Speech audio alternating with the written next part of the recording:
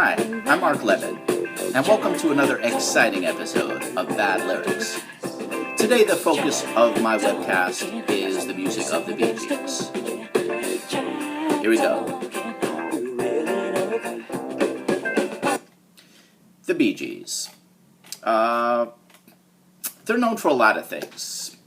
Their high falsetto voices, the infectious grooves, their association with the 70s disco scene, that schmaltzy SNL sketch. But one thing they're not really known for is being songwriters. Bob Dylan is a songwriter. Paul Simon is a songwriter. Joni Mitchell is a songwriter. The Bee Gees?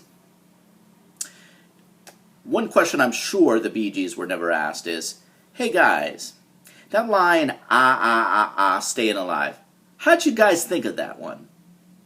I don't think that ever happened. I doubt whether that ever happened. So anyhow, growing up, I found myself unable to decipher a lot of their lyrics because of their high falsetto voices. I couldn't make them out. There was that song Tragedy. Tragedy. I could only make out the tragedy part. So as far as I was concerned, it was about a tragedy, but I could tell nothing else about the song. So I never really listened to their lyrics. I couldn't hear them. Now, one theory is they could have been singing in that high falsetto voice to largely mask their lyrics because they knew they were truly bad. They were ashamed. So to make them unlistenable, they created these high falsetto voices to mask that. Another theory could be that they made their voices that high to only be heard by dogs, so that in their songs they would interject subtle messages to the canine world to revolt, to have an uprising against their human owners in a scenario that would play out like that Planet of the Apes film, Battle for the Planet of the Apes, I think it was called, where they took over, that kind of thing. Now, this is just wild speculation. I have no real proof, no backup for this theory at all. That doesn't mean I won't get any. But right now I don't. So wild theories aside, let's go into actually begin to discuss their music and why it is so truly bad. Okay, let's go into it. The first song I will be discussing is the classic "Stayin' Alive." The John Travolta, the song in the John Travolta film. It goes like this. Well, you can tell by the way I use my walk. I'm a woman's man. No time to talk. Interesting. So in the first line, we're led to believe he's a stud because of the way that he walks. But he doesn't have time to talk. Now, I don't know how this guy is a woman's man if he can't talk. What does he attract these women through the subtle use of pantomime? Who's to know? Does he pay for his women escorts? We don't really know. Okay, let's read on. The next line says, music loud and women warm. It's a horrible line. Geez, no wonder this guy doesn't talk. He's largely illiterate. He talks like he's on an Indian reservation. Music loud, women warm. Sun, shine on valley and mountaintop. Let's read the next line. Whether you're a brother or whether you're a mother, you're stayin' alive, stayin' alive. Well, this line is interesting because of its exclusion of mothers and sisters. He's only including whether you're a brother or whether you're a mother, you're stayin' alive. So the rest of them can go to hell. They can kick off. He doesn't really care. He's not including them in the song. Now, you could say, well, he may not have included them because it didn't fit in with the meter of the song. Well, let's test it out. Let's see if it works. Okay? Now, let's read it. Whether you're a sister let's go. Whether you're a sister or whether you're a father, you're stayin' alive, stayin' alive. So it still works. The line still works. They were just blatantly being unfair to sisters and fathers. This is deplorable. I think what I should do is write a letter to the surviving Gibbs. This one guy left, right? So I'll write a letter to him, explaining my outrage. This is disgusting. Anyhow, okay. Let's go on to the next song. The next song I will be discussing is "I Just Want to Be Your Everything." It's a humble promise. I just want to be your everything. Okay. Title kind of sets up unrealistic expectations for the guy, but let's go on. Let's see if the Gibb brothers can actually follow through with that promise. Okay, it reads like this. For so long. You and me have been finding each other for so long. And the feeling that I feel for you is more than strong, girl. The feeling that I feel for you is more than strong, girl.